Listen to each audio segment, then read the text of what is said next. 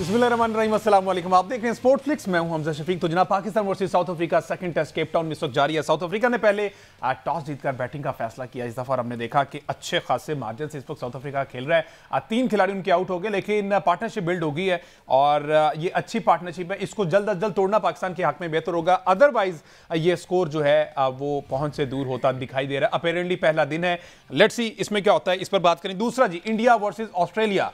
India जो है वो ये सीरीज बचाने के लिए सरतोड़ कोशिश कर रहा है, लेकिन उसकी जो बैटिंग है ना वो फिर से दगा दे गई है, और ऑस्ट्रेलियन बॉलर्स ने जो हशर किया इंडियन बैटर्स का, एक मतलब फिर बड़े बड़े नाम फ्लॉप हो गए हैं। और हमने देखा कि जसवाल 10 पे, केएल राहुल 4 पे, शर्मा जो है वो इसमें खेल ही नहीं रहे, उनको बाहर निकाल दिया गया। कहा यह जा रहा है उन्होंने खुद रेस्ट लिया, लेकिन सूरत हाल जो तस्वीर है वो उसके दोनों रुख नहीं दिखा रहे, एक रुख दिखाया जा रहा है। दूसरा रुख ये है कि रोहित शर्मा और गौतम गंभीर में जो बहस हुई है, उसके बाद गौतम गंभीर की जानिब से रोहित शर्मा को कह दिया गया कि अल्लाह हाफिज, ये आपका जो आखिरी टेस्ट था एमसीजी में था, 30 दिसंबर को जो ये टेस्ट खेला गया था। बहरहाल विराट कोहली एक मतलब फिर नाकाम हो गए, पहले 0 पे आउट हुए, अंपायर की जानिब से थर्ड अंपायर को यह फैसला करने के लिए कहा गया, और ये बड़ा कॉन्ट्रोवर्शियल सा कैच था, उस पर बात करना बड़ा जरूरी है। और बिल आखिर 17 रन पर फिर से विराट कोहली आउट हो गए। मासवाए ऋषभ पंत के, जिन्होंने स्टार्क की बहुत सारी गेंदें जो हैं वो अपने जिस्म पे खाई हैं, लेकिन 40 रन बनाने में वो कामयाब हो गए। इस पर बात करें। उसके अलावा पीएसएल के लिए मजीद बड़े नाम जो हैं उन्होंने अपनी अवेलेबिलिटी शो कर दी, रजिस्ट्रेशन करवा लिया है। लेट्स सी कौन सी टीम किसे पिक करती है। और इसके अलावा जो स्टेडियम्स की अपग्रेडेशन की बातें चल रही हैं, और ये 6 जनवरी जो फिनिशिंग की डेट दी गई है, उस पर हमने बात करी। फॉर्मर कैप्टन सलमान भट्ट साहब हमारे साथ टेलीफोन लाइन पर मौजूद होंगे। इसके साथ साथ आशीने में ज्वाइन किया है, और अहमद सईद भी हमारे साथ स्टूडियोज में मौजूद हैं। Welcome to all of you ji. Thank you so much. Ahmed Saeed साहब, आपसे आगाज कर लेते हैं। थोड़ी सी रोशनी अगर हम डालें, साउथ अफ्रीका टॉस जीतकर पहले बैटिंग का फैसला किया है। अर्ली विकेट तो हमें मिल गई, मीर हमजा को इसमें लेके आए, हमने नसीम शाह को बाहर किया, लेकिन खातिर का उस तरह से हम जो चाह रहे थे अर्ली विकेट्स मिलना, अभी तक 3 ही है। क्या कहेंगे जी? इस वक्त पाकिस्तान और साउथ अफ्रीका की टीमें जो है वो केप टाउन के न्यूलैंड स्टेडियम में मद्दे मुकाबिल हैं, और पाकिस्तान की टीम इस वक्त जो कंडीशन है उसमें तो ये लग रहा है कि पाकिस्तान की बॉलिंग लाइनअप जो है वो क्लूलेस नज़र आ रही है टिम्बा बवूमा और रायन रिकल्टन की इस परफॉर्मेंस के अगेंस्ट, जो अब तक उनकी एक पार्टनरशिप जो है वो जारी है।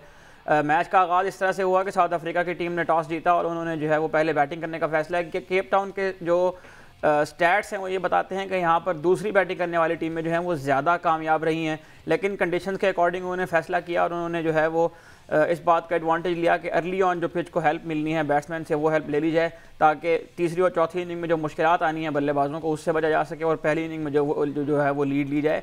तो टिम्बा बवूमा ने फैसला किया। उसके बाद एक अच्छी ओपनिंग पार्टनरशिप लगी एडन माकरम के साथ, रायन रिकल्टन की 61 रन की। यहाँ इसमें एक और काबिल ज़िक्र बात जो है वो शाइम अयूब का इंजर्ड हो जाना है, जो कि पाकिस्तान के लिए यकीन एक तशवीशनाक बात है। उनके जो मुतबादिल फील्डर है अब्दुल्ला शफीक, उन्होंने एक आसान कैच भी गिरा दिया एडन माकरम का, जिसकी वजह से वो पार्टनरशिप जो है वो तवील होती गई। और उसके बाद जो है, जिस तरह साउथ अफ्रीका में रिवायत है, क्लस्टर्स में 3 विकेट गिरी, खाने का वक्फा हुआ, लेकिन खाने के वक्फे से लेकर अब तक जो है वो एक बहुत सॉलिड पार्टनरशिप चल रही है टिम्बा बवूमा और रायन रिकल्टन के दरमियान। जिस तरह से आपने कहा कि इस पार्टनरशिप को जल्द अज जल्द तोड़ना जो है वो पाकिस्तान के लिए बहुत ज़रूरी हो चुका है। बहरहाल ये तो ज़रूरी है। 80 गालिबन 82-83 रन पर इस पर रिकल्टन खेल रही हैं, और मेरे ख्याल और कोई आपके नज़दीक का क्या लगता है कि जो मीर हमजा जिस उम्मीदों से लेके आए थे, अर्ली ब्रेक थ्रू दिलवाने में कामयाब नहीं हो पा रहे, ना कोई सीम स्विंग उस तरह से सच नज़र आ रहा है जो कि कर लिया करते हैं अच्छा। गुज़श्ता टेस्ट में जो हमने यहाँ पर एनालिसिस किए थे उसमें हमने ये बात की थी कि मोहम्मद अब्बास और मीर हमजा जो है वो एक ही टीम में शायद इनको कॉम्बिनेशन का हिस्सा नहीं बनाया जा सकता,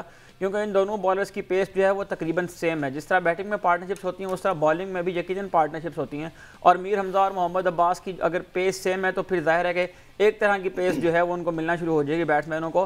मोहम्मद अब्बास के साथ जो है वो मीर हमजा को नया बॉल दिया गया, उसमें कोई ब्रेक थ्रू वो नहीं दिला सके। उसके बाद खुरम शहजाद जब आया तो फिर पाकिस्तान की टीम को जो है ब्रेक थ्रू मिला।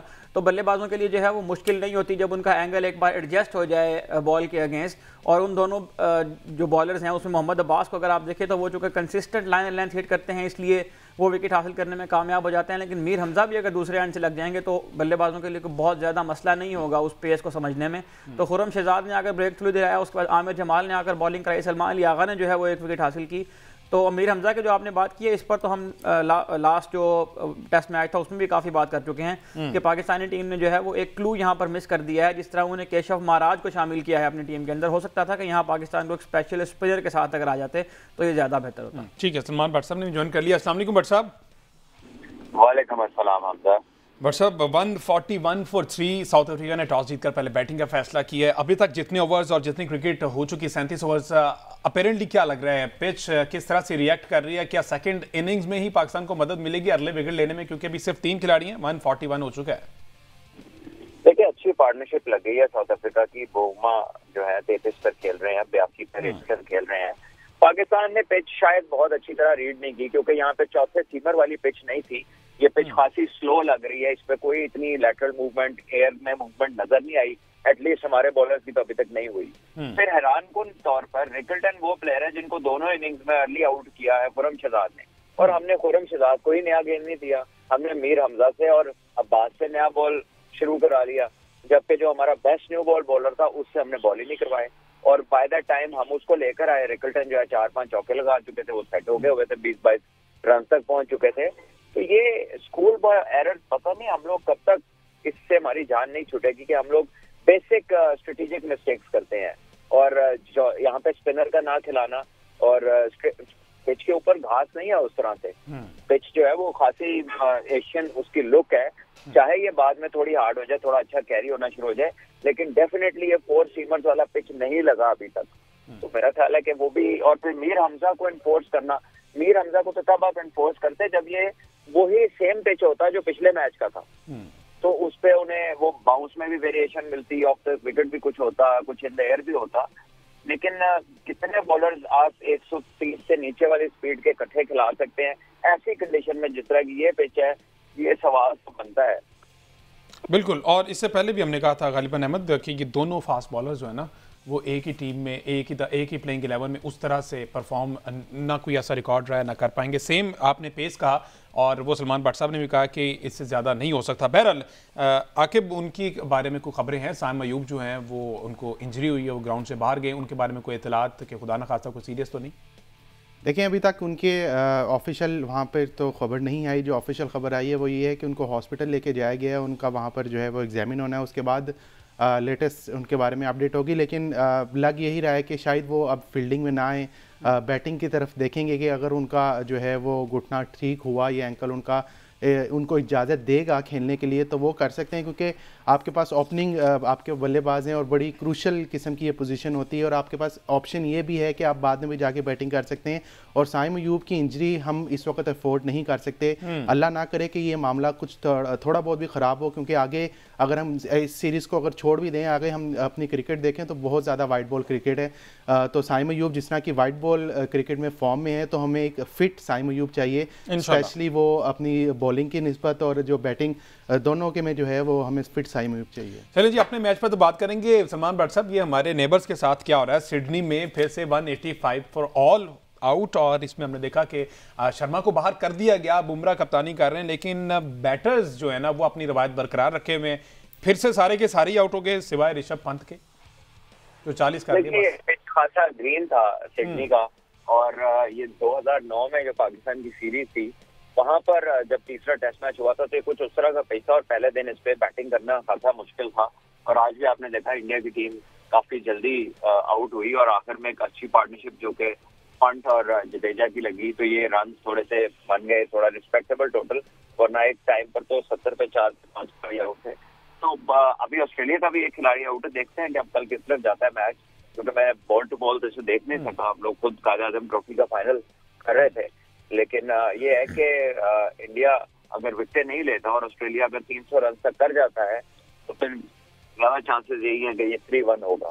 अच्छा भट्ट साहब, इससे कबल आपने देखा, अभी हमने देखा बहुत ज्यादा शॉर्ट टेम्पर हो गए हैं, टेम्परामेंट लॉस कर रहे हैं, और बहुत ज्यादा फेड अप इंडियन टीम दिखाई दे रही है, और उसी तरह से ऑस्ट्रेलिया ने वो उन्हें मजीद जो है ना हवा दे रहे हैं, मजीद उसे इरिटेट कर रहे हैं। हमने देखा 3 ओवर हुए और बुमराह की फिर से कॉन्स्टेंस के साथ जिस तरह से बहस हुई है, तो ये ऐसी चीजें पहले भी इन दोनों टीम्स में हमने देखने को मिली।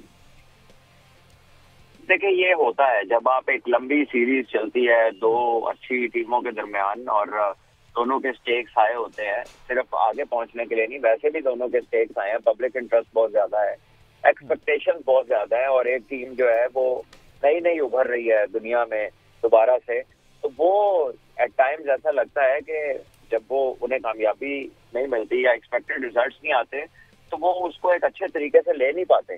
उस पर वो जिस तरह रिएक्ट करते हैं या जिस तरह कुछ चीजें करने की कोशिश कर रहे हैं, वो कई दफा ऐसा लगता है कि वो इस लेवल के ऊपर शान शान नहीं है इस तरह की चीजें करना, वो भी स्पेशली एक यंगस्टर के साथ। लेकिन बहरहाल हर टीम का एक अपनी अप्रोच होती है और ये उनकी है। और एक मरतबा फिर जी अच्छा सलमान भाई, जिसने आपने अभी पिच के हवाले से बात की है सिडनी का, और हमें वो सिडनी वाला पिच नज़र नहीं आया जो अमूमन देखने में आया, लेकिन जिस तरह के पिच था उस पर टॉस जीतकर पहले बैटिंग का फैसला करना, आपके ख्याल से कहीं टॉस पे तो नहीं हार गया इंडिया? देखिए अगेन टॉस जीत के आप फैसला जब भी करते हैं बैटिंग का तो यही चाहते हैं कि आप चौथी इनिंग में आपको प्रॉब्लम ना हो, पहले 2 घंटे निकाल लीजिए। लेकिन अगर आप पहले सेशन में 4 विकेट गवा बैठेंगे तो ऑलमोस्ट वहां पर टॉस तो जो एडवांटेज होता है वो तो आपने नलिफाई हो ही जाता है, और फिर आखिर में जब टोटल भी बड़ा ना हो। लेकिन ये बड़ा इंटरेस्टिंग होगा कि कल ऑस्ट्रेलिया कितने रन करता है। कल का दिन का ऑस्ट्रेलिया पूरा अगर बैटिंग कर लेता है तो डेफिनेटली फिर चीजें ज्यादातर ऑस्ट्रेलिया के हक में होंगी, लेकिन इस चीज का हमें कल ही बेहतर पता चलेगा। बहरहाल कुछ चीज़ें विराट कोहली के हक में नहीं जा रही। दी ग्रेट विराट कोहली फिर से आउटसाइड एज और स्लीपर कैच पकड़ा बैठे। इससे पहले थोड़ी सी बचत उनकी होगी। वो कैच बड़ा कंट्रोवर्शियल सा था, कुछ लोग कह रहे हैं कि वो कैच था एमओसी समेत। अगर हमारे पास वो कैच पड़ा हुआ है तो अगर दिखाइएगा, उस पर फर्दर बात करते हैं। सलमान भट्ट साहब, अगर आपने वो कैच देखा हो तो उस पर स्मिथ ने जो कैच लिया है उस पर मैंने नहीं देखा, बिकॉज मैं खुद कमेंट्री में मसरूफ हूँ कायद-ए-आज़म ट्रॉफी की। एमओसी साहब जरा थोड़ा सा एक्सप्लेन कीजिएगा उस कैच को, फिर उस पर हम थोड़ी सी बात। फुटेज हो तो आपको दिखाएंगे कि वो जो लास्ट मोमेंट के ऊपर जब वो बॉल को दोबारा उछालने लगे हैं हवा की तरफ, तो उसमें जो है बॉल की सिलाई जो है वो ज़मीन के साथ टच हुई है। और इस तरह कंडीशन में आमतौर पर जो बेनिफिट ऑफ डाउट है वो बैटर के हक में ही जाया करता है। तो इसका फायदा जो है वो बहरहाल थर्ड अंपायर ने दिया है विराट कोहली को। तो मैं अभी भी मेरा इस अपने एनालिसिस के ऊपर कायम हो गया, वो आउट नहीं था। तो आपको अगर विराट कोहली के आउट होने पर इसरार करना है तो फिर मेरा ख्याल है कि हमें विराट कोहली की जो थोड़ी बहुत इनिंग्स रह गई हैं वो भी आप देखने से महरूम करना चाहते हैं। अच्छा, थोड़ी बहुत इनिंग्स। और आकिब, आप बीइंग क्रिकेट फैन समझते हैं कि वो आउट था? देखिए वो आउट नहीं था। अगर मैं आप मुझसे स्ट्रेट फॉरवर्ड पूछें, वो आउट नहीं था। लेकिन ऑस्ट्रेलिया के लिए खुशकिस्मती ये रही कि विराट कोहली का वो कैच जो है वो उनको कॉस्ट नहीं किया, और जो उन पे एक लीन पैच जा रहा है बड़ा लंबा, वो उसमें एक्सटेंशन मिल गई है उनको। और बड़ी बदकिस्मती है क्रिकेट फैंस के लिए कि विराट कोहली के लीन पैच को एक्सटेंशन मिलना, जो कि हमने मोस्टली उनके करियर में नहीं देखी थी। तो अगर मैं मुझसे आप एज अ फैन पूछें तो मुझे यकीनन अफसोस हो रहा है विराट कोहली की लीन पैच पे। बहरहाल कोई फायदा नहीं हुआ मेरे ख्याल रोहित शर्मा को बाहर करने का, और ये सारी की सारी चीज़ें वैसे इंडियन जर्नलिस्ट आके इस बारे में अगर कोई आपकी बात हुई तो क्या कह रहे हैं कि अंदर क्या चल रहा है, और वाकई रोहित शर्मा को उस बहस और उस गर्मा गर्मी के बाद ही बाहर किया गया? देखें, आपको याद होगा हम T20 वर्ल्ड कप की ट्रांसमिशन कर रहे थे तो हमने गैरी क्रिस्टन की जो है वो अंदर की बातें बाहर लेके आए। फिर जेसन गिलेस्पी ने क्या कहा, फिर वहाब रियाज ने जो है वो वहाँ पर बातें की, बाबर आजम ने की। तो ये इस रीजन का कल्चर बन चुका है कि जब आपकी टीम बुरा परफॉर्म करेगी, बल्कि बुरा तो नहीं बदतरीन परफॉर्म करेगी, तो आप उसको उससे ज़्यादा बदतरीन तरीके से मिलेंगे। तो ये इंडिया टीम के साथ वही हुआ है। गौतम गंभीर ने जिसने प्रेस कॉन्फ्रेंस में कहा कि वो रिपोर्ट्स हैं और मैं रिपोर्ट्स पे बात करना नहीं चाहता, फैक्ट इज़ दैट कि हमने अपनी टीम को कहा है कि टीम के लिए खेलना है। ऑब्वियसली गौतम गंभीर की जो अगर हम बात करें, जिस तरह वहाँ पे कुछ सीनियर जर्नलिस्ट हैं उनसे जब बात हुई तो गौतम गंभीर का ट्रैक रिकॉर्ड हम सबको पता है कि वो बड़े स्ट्रिक्ट रहने वाले बंदे हैं, अपने रूल्स पे जो है वो खड़े रहने वाले बंदे हैं। तो अगर हम रिपोर्ट्स को भी इन चीज़ों को सच भी मान लें तो मेरा ख्याल है गौतम गंभीर ने ड्रेसिंग रूम में कुछ बातें की होंगी, और स्पेशली रोहित शर्मा को लेके, क्योंकि रोहित शर्मा और गौतम गंभीर इकट्ठे खेले हुए हैं, काफ़ी अर्सा उन्होंने क्रिकेट सर्व किया इंडिया के लिए। विराट कोहली भी उसी कैटेगरी में फॉल करते हैं, रविंद्र जडेजा भी उसी कैटेगरी में फॉल करते हैं, जसप्रीत बुमराह भी काफ़ी खेल चुके हैं। तो ऑब्वियसली गौतम गंभीर की तरफ से ड्रेसिंग रूम में इस तरह की बातें हुई होंगी, और रोहित शर्मा पे प्रेशर बहुत ज़्यादा था बेसिकली इंडियन मीडिया की तरफ से। आपने जब देखा होगा मेलबर्न टेस्ट हारे हैं, बल्कि उसका जब 5वां दिन था और ख़त्म हुआ है, ख़त्म होते साथ ही इंडियन मीडिया ने ये शोर मचाना शुरू कर दिया था कि 3 क्रिकेटर्स को इंडियन टीम से जो बाहर करें, जिसमें रोहित शर्मा, विराट कोहली और रविंद्र जडेजा। तो एक प्रेशर बिल्ड हुआ, प्रेशर बिल्ड पे जो है उनको बाहर कर दिया। और फिर जसप्रीत बुमराह इस सीरीज का जो पहला मैच उन्होंने कप्तानी की थी रोहित शर्मा की एब्सेंस में पर्थ में, वो उन्होंने जितवा के दिया था मैच। तो वो भी उनके पास एक पॉजिटिव एस्पेक्ट था कि जी बुमराह आए, उन्होंने कप्तानी की, उन्होंने रोहित शर्मा के बगैर मैच जितवा दिया। और उससे ज़्यादा सबसे ज़्यादा जो इंडियन जर्नलिस्ट तनकीद कर रहे थे वो थी तीसरे टेस्ट में रोहित शर्मा का ओपनिंग करना। के राहुल और जायसवाल अच्छी भली ओपनिंग कर रहे थे, रोहित शर्मा को अचानक से उनके अंदर वो बाबर आजम वाली फील आ गई कि मैंने ओपनिंग करनी है तो मैंने करनी है। तो वो ओपन किया, ओपन में भी फेल हो गए, जबकि छठे नंबर भी फेल हो रहे थे, वहां पे जाके भी फेल हुए। वो भी उन पे प्रेशर हुआ कि ओपन करके भी फेल हुए, छठे नंबर भी फेल हुए। एक इनफॉर्म के राहुल को आपने नंबर 3 पर भेजा, तो काफी चीजें जो है थी रोहित शर्मा के खिलाफ जो प्रेशर उन पे पुट हुआ है। जी अहमद सईद साहब। अच्छा, रोहित शर्मा पर तो काफ़ी बात होगी। मैं ऋषभ पंत के बारे में कुछ बात करना चाहता हूं। पंत ने आज जो है काफ़ी ज़्यादा बॉलें खाई हैं अपने जिस्म के ऊपर, और ये वो बॉल थी जिन पर आमतौर पर वो अटैक करते थे, उन बॉल्स के ऊपर जो वो शॉट मारते थे। लेकिन हमने लास्ट ड्रेसिंग रूम में होने वाला जो इंसिडेंट है उसमें हमने ये सुना कि कोच और टीम के दरमियान शायद इस किस्म की बात हुई है कि टीम की ज़रूरियात के मुताबिक खेला जाएगा, अपने नेचुरल इंस्टिंक्ट पर नहीं जाया जाएगा। तो बीइंग कोच मैं भट्ट साहब से ये जानना चाहता हूं कि जब इस तरह की कंडीशन आए तो फिर कोच को किस तरह से इस चीज़ को बैलेंस करना चाहिए कि एक प्लेयर जो है वो टीम के मयार के मुताबिक पूरा उतरे और उसका अपना नेचुरल इंस्टिंक्ट भी जो है बरकरार है। पंत तो आज फिर शॉट खेलते हुए आउट हो गए। देखिए, एक बंदे को आप एक अचानक कहें कि जो आप जिस काम के आदी हैं वो आपने नहीं करना, तो फिर वो ना चाहते हुए भी कई बार उससे वो हो जाती है चीज। जब बॉल आपकी तरफ आती है तो इंस्टिंक्ट टेक ओवर करते हैं। ऐसा नहीं है कि आप सोचते हैं, आप फिर देखते हैं गैप की तरह और आप उस तरफ खेलते हैं। वो सब आपके मसल मेमोरी में बिल्ड होता है और वो वैसे ही चलता है जैसे आपने उसको ट्रेन दिया होता है।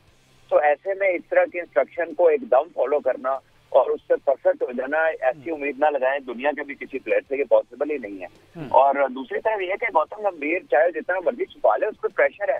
श्रीलंका में वो हारे हैं, न्यूजीलैंड से 3-0 ये हारे हैं, ऑस्ट्रेलिया में अभी ये सीरीज जो है जिसको कल वो कह रहे थे कि ये अच्छी पोजीशन है, चले पता नहीं उनको ही लग रहा अगर अच्छी पोजीशन है तो फिर इतनी परेशानी की क्या बात है, लेकिन पोजीशन तो ये अच्छी नजर नहीं आ रही। और इसी तरह जो T20 वर्ल्ड कप के बाद से अब तक जो देखे तो बड़ा स्मूथ सफर नहीं रहा इंडियन टीम का, और वो कोच तब्दील हुए हैं। जब T20 जीते थे तो वर्ल्ड कप के कोच राहुल द्रविड़ थे, तो with his inclusion under him the team hasn't done great. और फिर इस तरह की चीजें भी आ रही तो क्लियरली उन पर भी प्रेशर है, फ्रस्ट्रेशन भी इसकी होती है, चाहे जितना मर्जी छुपाएं। बातें उन्होंने अच्छी की हैं, प्रोफेशनल बातें की हैं, बट सम टाइम जब आप चेंज लेकर आते हैं एनवायरनमेंट में, डिमांड्स में चेंज लेकर आते हैं, तो लोगों को वो पॉप अप करने में टाइम लगता है और वो टाइम आपको देना पड़ता है। बिल्कुल ठीक है, बिल्कुल ठीक है। मुझे एक ब्रेक लेना है। जो प्रेशर की बात भट्ट साहब ने, तो वो इधर प्रेशर बढ़ता जा रहा है। 153 for 3 है, रिकल्टन जो है वो 91 पर इस वक्त खेल रहे हैं, तो प्रेशर तो यहाँ भी बढ़ रहा है। इस पर बात करेंगे ब्रेक के बाद। स्टे विद अस।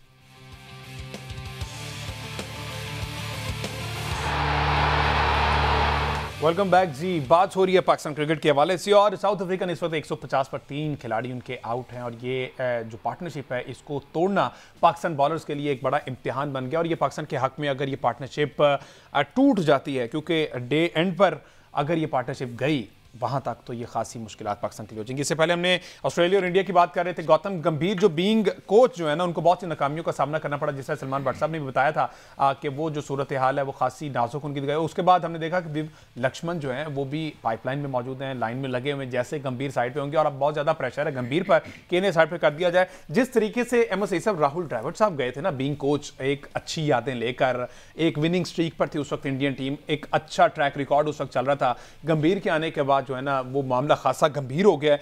तो ड्राइवर और इनका अगर कंपैरिजन किया जाए तो क्या, अगर हम टेस्ट क्रिकेट में कप्तानी का रिकॉर्ड भी देखें तो बहुत ड्रास्टिक चेंज आई है गौतम गंभीर के आने से।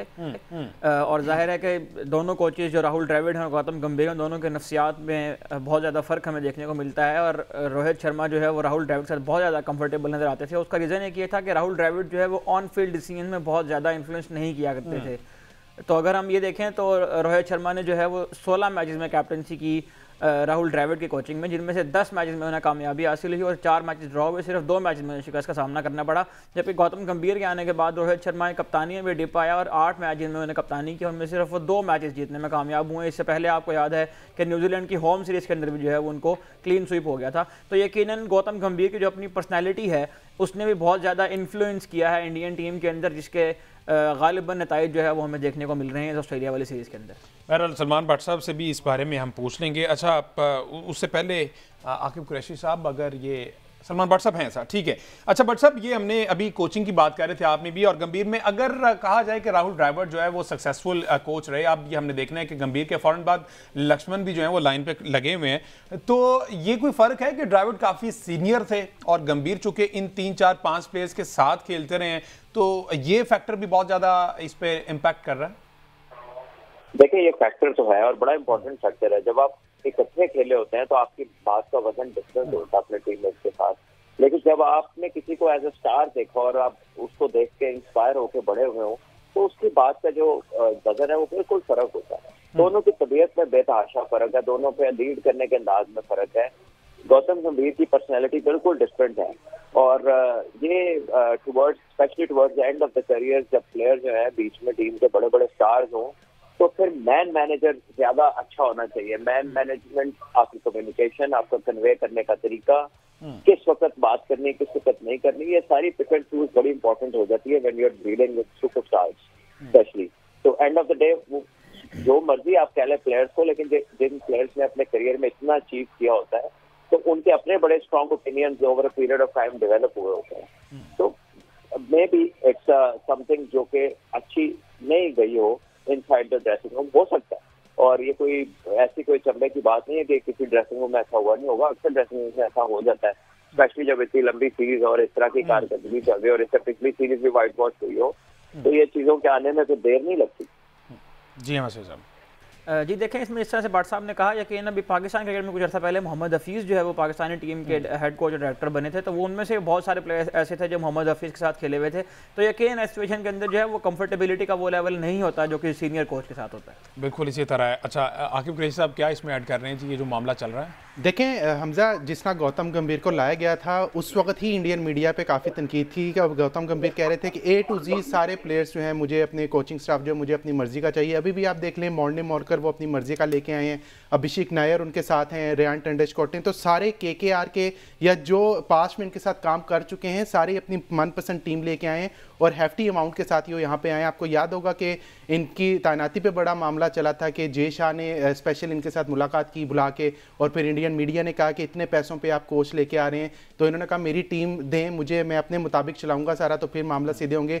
लेकिन अनफॉर्चुनेटली अभी तक इस तरह के मामला सही नजर नहीं आ रहे और मुझे ये वाला मामला देख के वो वहाब रियाज मैं भी यही रिपोर्ट करने लगा था कि शायद ये कहीं वो वाला मामला तो नहीं बिल्कुल, जिसने अभी सलमान भाई ने बात की कि जो है वो गौतम गंभीर क्योंकि उनके साथ खेले हुए हैं तो उनकी बात में ऑब्वियसली साथ वाले लड़के का इतना वजन नहीं होता।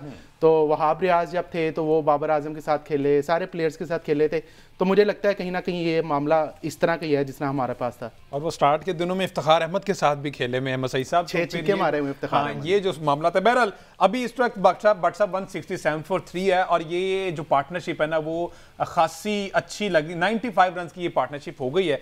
तो कोई इसमें कौन सा ऐसा नुस्खा कारआमद हो सकता है? दूसरा ये बताइए कि नसीम शाह को बाहर करने का फैसला अब इस स्टेज में आपको लग रहा है कि ये ठीक फैसला था? देखिए अभी तो मैच का आगाज है, पहला दिन है, अभी तक तो साउथ अफ्रीका जो है वो जरा कंट्रोल में नजर आ रहा है और अगर ऐसे ही चीजें चलती रही तो मेरा ख्याल है कि जो 2 चीजें पहले मेंशन किया बड़ी इंपॉर्टेंट है कि जो टीम में चेंज किया वो रेलेवेंट नहीं किया। एक ऐसी पिच पे जिसके वजह ना ज्यादा पेस है, ना बाउंस है, ना मूवमेंट है, ऐसे में नसीम शाह को आपने बाहर कर दिया जो आपका सबसे तेज बॉलर है और आप लेकर किसको आए, अब आपके 2 बॉलर एक जैसे हैं, मीडियम पेसर्स हैं और बैटिंग साइड को पता है इनका पिछला गेम है ही नहीं, इनका कोई लेंथ का चेंज जो है वो इफेक्टिव होना ही नहीं है। तो अनलेस पिच में कोई जान हो, कोई मूवमेंट हो, एयर में कोई बड़ी एग्जैजरेटेड मूवमेंट हो, उसके अलावा तो ये इतने इफेक्टिव इनके लिए मुश्किल है इतना इफेक्टिव होना इन कंडीशन में। तो अब और ना पाकिस्तान ने यहाँ पे स्पिनर खिलाया जबकि साउथ अफ्रीका ने वहाँ पे एक स्पेशलिस्ट स्पिनर खिलाया, तो नुमान इन फॉर्म भी थे और बड़ी उन्होंने बैटिंग भी परफॉर्मेंस दी इंग्लैंड के खिलाफ, उन्हें मौका नहीं दिया। तो मेरा ख्याल है कि स्ट्रेटेजिक मिस्टेक पाकिस्तान से हुई है और अब इसको कवर अप देखिए कैसे करते हैं। आपने पहले ओवर भी नहीं कराया खुरम सदात को, रिकल्टन अब 99 पे खेल रहे हैं इस वक्त। बिल्कुल ऐसे जी हम साहब। अच्छा इसमें देखें करत में जो शादाब खान की बात कीजिए तो उसमें अगर नसीम शाह के भी हम फर्स्ट क्लास के कुछ अगर निकाल के देखें रिकॉर्ड्स को तो हमें उसमें भी ये दिखाई देता है कि बहुत ज़्यादा मिसिंग है उनके करियर के अंदर ये वाला एलिमेंट। अगर उनके टेस्ट मैचेस को निकाल दें तो उनके टेस्ट मैच के अलावा जो फर्स्ट क्लास तादाद है 5 साल में वो सिर्फ 16 मैचेस है और उन 16 मैचेस में गो के उन्हें 48 विकेटें हासिल कर रखी हैं, लेकिन जाहिर है कि कंसिस्टेंसी नहीं है। 2021 से 2024 दरमियान उन्हें कोई एक भी फर्स्ट क्लास मैच नहीं खेला।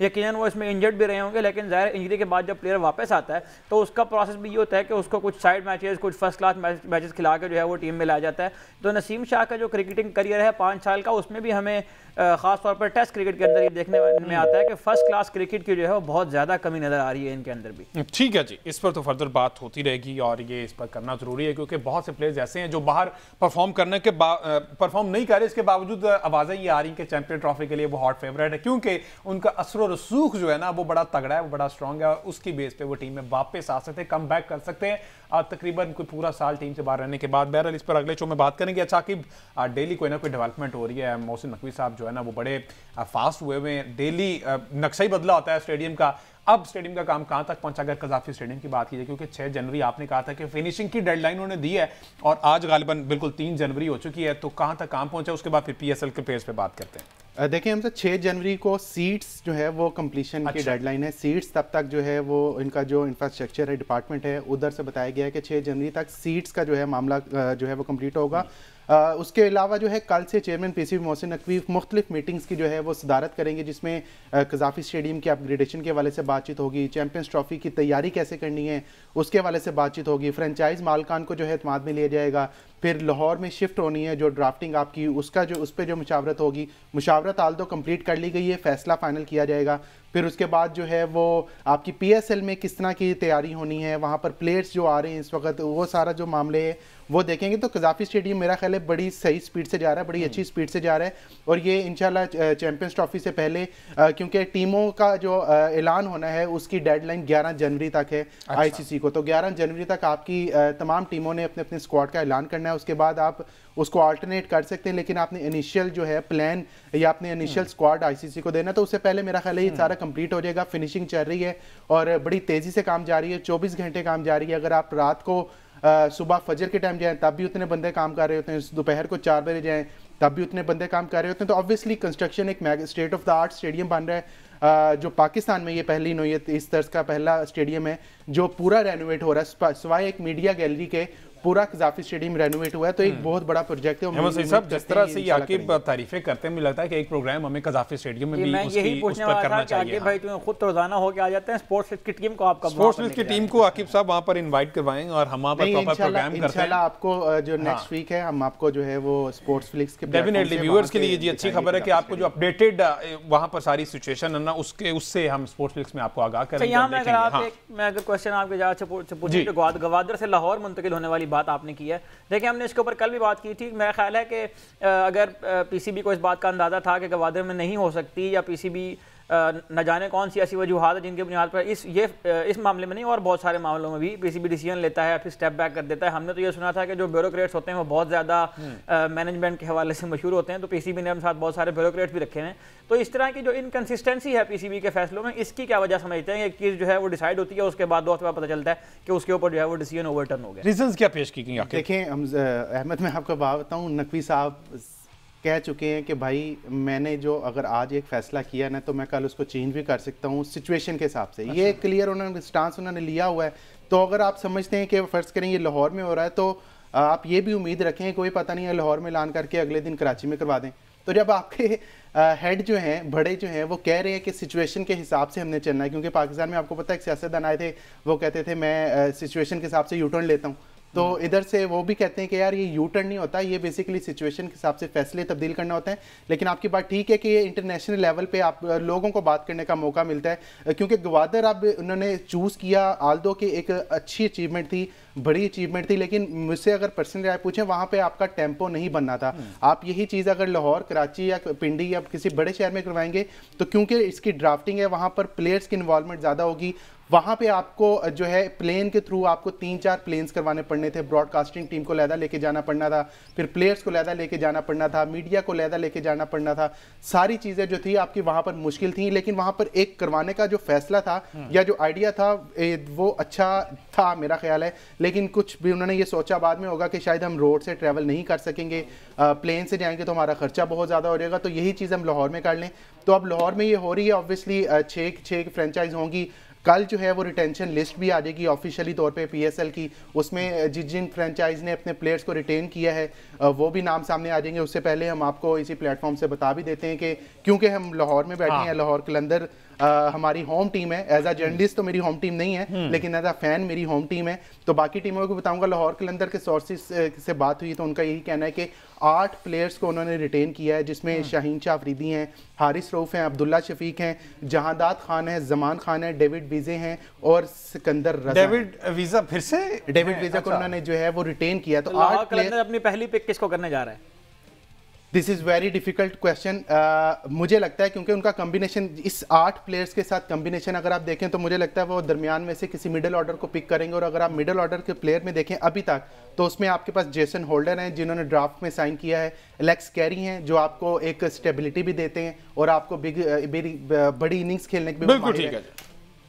ठीक है जी। इस पर फर्दर भी अब दीगर टीम्स भी हैं जो वो रिटेंशन अगर अपनी शो कर देंगे तो फर्दर इस पर हम बात करेंगे। और लाहौर कलंदर के 8 खिलाड़ी अगर अभी बता दिए आकिब ने, विच मीन्स के जितने बड़े नाम इस वक्त जिन्होंने अपनी शो की है अवेलेबिलिटी, उसमें से लाहौर कलंदर इंटरेस्टेड नहीं है उन बड़े नामों में, क्योंकि 2-3 नाम बड़े जो हैं वो एज ओपनर खेलते रहे तो ओपनिंग जोड़ी जो आकिब भाई ने कॉन्फिडेंस से नाम बताए हैं, मुझे लग रहा है कि फाइनल 11 में शायद मुशावरत होगी आकिब भाई की।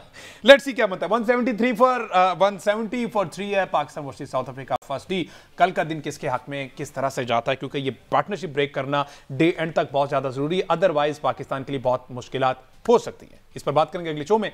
मुझे दीजिए इजाजत, अल्लाह हाफिज।